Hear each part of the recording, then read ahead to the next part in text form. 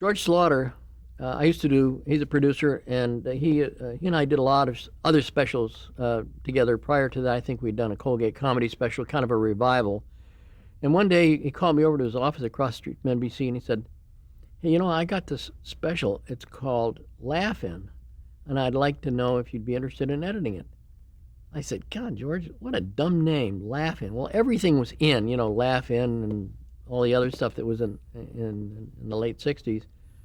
He said, "Well, take the script home and read it, and let me know. Let me know tomorrow." So I took the script home. I still have it at home. It's 4 inches thick, and it's. I started looking at it and I started laughing, and I said, "God, this is a funny show." So I brought it back in the next morning, and I said, "Okay, George, let's go to work." So we went out and we shot it. I think it was in July of '67, and George and I sat in that editing room. Again, that people love to work 20-hour days with me for some reason, but I worked 20 hours a day for 3 weeks straight with George. First week we put it together, and he looked at it and he nearly cried. He says, "God, it's awful." And so he says, "Okay, we're going to tear the workprint apart and we're going to redo it, and we'll try a different format." So he goes back to his office, and a couple of days later he comes in and he says, "Okay, here's what we're going to do." We tore it all apart, did another change. We finally ended up getting a show, and I said, "George, I think you got it this time. You got a winner here." He says, "I do too." I said, "But now that I think of it, there's something missing." He said, "What is it? Tell me."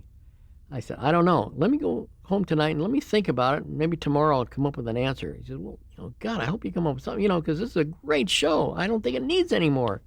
"No, maybe not, but let me think about it." So I went home that night, and I'm in bed trying to sleep, and I start thinking about this, and I says, it needs some sort of punctuation. It needs a cap on it to kind of end the show. And all of a sudden, the proverbial light bulb comes on over my head. I know what the answer is. I could hardly wait to get to work the next day. Excuse me. I go through my trim bin, and I found the shot of Artie Johnson saying, "Very interesting." And I glued that on the end and showed it to George. He flipped. That's how it happened.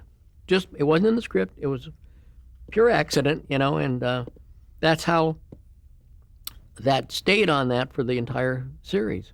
And at another point, once we got into the series of Laugh-In, we were at Glen Sound Studios in Hollywood doing a sweetening job, adding laughs and applause to one episode of Laugh-In.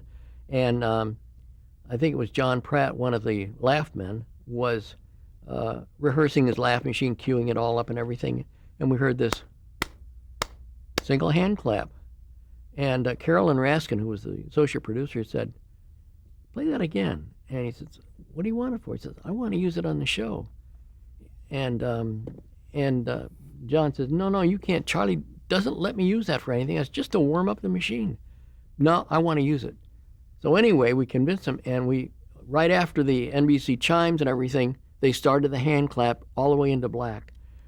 And George, being a very smart producer, didn't turn in the show until about 2 hours before it was supposed to air. Guess what? It went on the air, and NBC came unglued. He says, "You're desecrating the NBC chimes. You're doing this and that." And I got really ticked off. But believe it or not, it stayed on.